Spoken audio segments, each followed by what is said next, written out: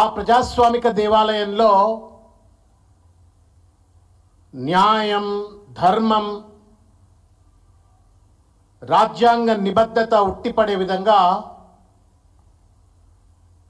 అందులో ఉన్నటువంటి ఒక పాలకవర్గం కానీ, ప్రతిపక్షం కానీ, శాసనసభ్యులు కానీ, మిగతా సిబ్బంది కానీ అందరూ కూడా గర్వపడేటువంటి ఒక రీతిలో, ఆదర్శవంతంగా ఉండేటువంటి ఒక రీతిలో వ్యవహరించాల. కానీ దురదృష్టం, రేవంత్ రెడ్డి గారు తెలంగాణ రాష్ట్ర ముఖ్యమంత్రి హోదాలో ఉంటూ పవిత్రమైనటువంటి ఒక ప్రజాస్వామిక దేవాలయంలో నిలబడి రాక్షస ప్రవృత్తితో రాజ్యాంగాన్ని ఖూనీ చేసే విధంగా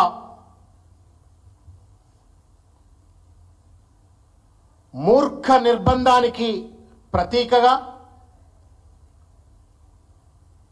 తన అబద్ధాలకు, రోత మాటలకు వేదికగా అసెంబ్లీని మార్చి అటు రాజ్యాంగాన్ని అవమానపరిచినాడు, ప్రజాస్వామ్యాన్ని ఖూనీ చేసినాడు. ప్రజలకు సంబంధించిన అంశాలు హేతుబద్ధంగా, న్యాయబద్ధంగా, ధర్మబద్ధంగా చర్చింపబడతాయని చెప్పని నమ్మినటువంటి ప్రజాస్వామిక వాదులు, ముఖ్యంగా ప్రజలందరినీ కూడా వంచనకు గురి చేసినటువంటి ఒక రేవంత్ రెడ్డి వైఖరిని తీవ్రంగా ఖండిస్తా ఉన్నాం. ఊరంతా ఒకదారి, ఉలిపికట్ట ఒకదారి అన్నట్టుగా రేవంత్ రెడ్డి రాష్ట్రంలో రైతు భరోసా అందక, రైతు రుణమాఫీ జరగక, రైతులు నానా రకాలైనటువంటి ఒక ఇబ్బందులకు గురవుతా ఉన్నారు. పండించిన పంటకు గిట్టుబాటు ధర లభించక, అన్నమో రామచంద్ర అని చెప్పని వాళ్ళ అప్పుల పాలై రైతులంతా కూడా ఇబ్బందుల్లో ఉన్నారు. దానికి సంబంధించిన చర్చ లేదు. మరో పక్కన జీవో 46 కావచ్చు, జీవో 29 కావచ్చు, అనేక మంది నిరుద్యోగ యువకులు నిరుద్యోగ సమస్య మీద బాధపడుతుంటే ఆ ఉద్యోగాల కల్పనపై చర్చ జరుగుతుందేమో అని చెప్పని ఆశపడితే దానిపైన చర్చ లేదు. ఇవాళ ఎక్కడ చూసినప్పటికీ కూడా బీసీలు, ఎస్సీలు, ఎస్టీలు, మైనారిటీ వర్గాలు చదువుకునేటువంటి ఒక గురుకుల స్కూళ్లలో కలుషితాకారం వల్ల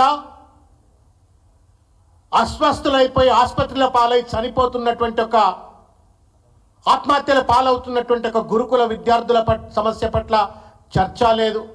హైడ్రా బాధితులకు సంబంధించిన అంశం మీద చర్చ లేదు. మూసి బాధితుల సమస్య పట్ల చర్చ లేదు. అదాని లాంటి దోపిడీదారు అని చెప్పబడుతున్నటువంటి ఒక వ్యక్తికి కేటాయించిన భూములపైన చర్చ లేదు. లగచర్ల బాధితులపైన చర్చ లేదు. ఏ చర్చ ప్రజలకు సంబంధించింది లేకుండా తగుదునమ్మా అని చెప్పని వాళ్ళ కేవలం రేవంత్ రెడ్డి యొక్క వికృత విన్యాసాలకు, రోత మాటలకు వేదికగా అసెంబ్లీని వాడుకొని ప్రజలను అవమానపరిచిండు, రాజ్యాంగాన్ని కూని చేసిండు. ఇవాళ ఒక బాధ కలిగించేటువంటి ఒక 2-3 అంశాలు నేను మీ దృష్టికి తీసుకొస్తా.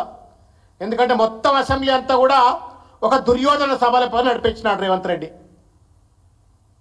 తను అన్నదే వేదం, తను ఒక ఫత్వా జారీ చేసినట్టు, ఏం మాట్లాడినా ఫత్వా జారీ చేసినట్టు, కనీస రాజ్యాంగం మీద గౌరవం లేకుండా రేవంత్ రెడ్డి అసెంబ్లీని తన రోత మాటలకు వేదికగా వాడుకొని ఆయన 2-3 గ్లేరింగ్ మిస్టేక్స్ను నేను మీ దృష్టికి తీసుకొచ్చేటువంటి ఒక ప్రయత్నం చేస్తా.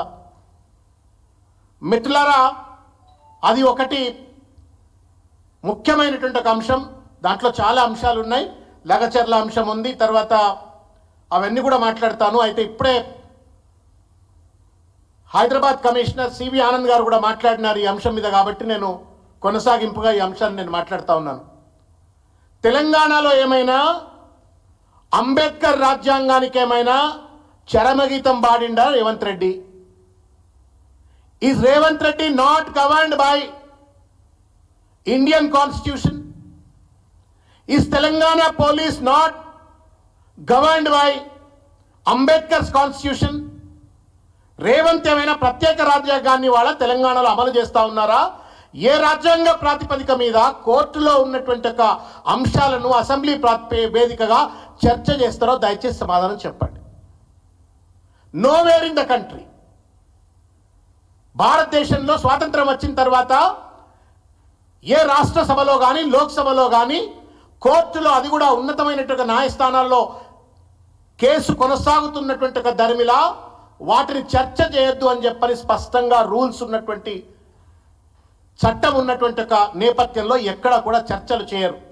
కానీ దానికి భిన్నంగా రేవంత్ రెడ్డి గారు ఏం కసి ఉందో అల్లు అర్జున్ మీద నాకు తెలియదు, ఏం కుట్ర ఉందో అల్లు అర్జున్ మీద నాకు తెలియదు, మరి ఏ రకంగా అల్లు అర్జున్ లొంగ తీసుకొని తన కాళ్ళకు దగ్గరికి తెచ్చుకోవాలనే ప్రయత్నం చేస్తూ ఉండా, ఇంకేమైనా కమిషన్లా ఇంకేమైనా అంశాలు ఉన్నాయా తెలియదు. మొత్తానికి మాత్రం మొత్తం అల్లు అర్జున్ గారిని టార్గెట్ చేస్తూ దాదాపు గంటన్నర సేపు ఒక వికృత విన్యాసాన్ని రేవంత్ రెడ్డి గారు చూపెట్టినారు. I'm extremely sympathetic and empathetic towards పాపం శైలజ, ఎవరైతే రేవతి గారు చనిపోయినారో వారి పట్ల హృదయపూర్వకమైనటువంటి ఒక సహానుభూతి ఉంది. సానుభూతే కాదు, సహానుభూతి ఉంది. భార్యని కోల్పోయినటువంటి ఒక భర్త బాధ ఏందో, తల్లిని కోల్పోయినట్టు ఒక పిల్ల బాధ ఏందో అర్థం చేసుకోగలిగిన ఒక మానవత్వం ఉంది. కానీ దానికి అల్లు అరవింద్ మాత్రమే బాధ్యుడు. ఒక హోంశాఖ మంత్రిగా ఒక సినిమా థియేటర్లో కనీస సెక్యూరిటీ ఇవ్వలేనటువంటి, భద్రత కల్పించలేనటువంటి ఒక అసమర్థుడైన రేవంత్ రెడ్డి తన అసమర్థతను కప్పిపుచ్చుకోవడం కోసం కేవలం అల్లు అర్జున్ మాత్రమే దానికి బాధ్యుడు అనేటువంటి ఒక రీతిలో బట్టగాల్చి మీద వేసి అసెంబ్లీ సాక్షిగా ఏది పడితే అది మాట్లాడిండు. ఫ్రీడమ్ ఆఫ్ ఎక్స్ప్రెషన్ ఉండొచ్చు కాక, but does not mean that you tarnish and you character assassinate other individuals. 2-3 ప్రశ్నలు.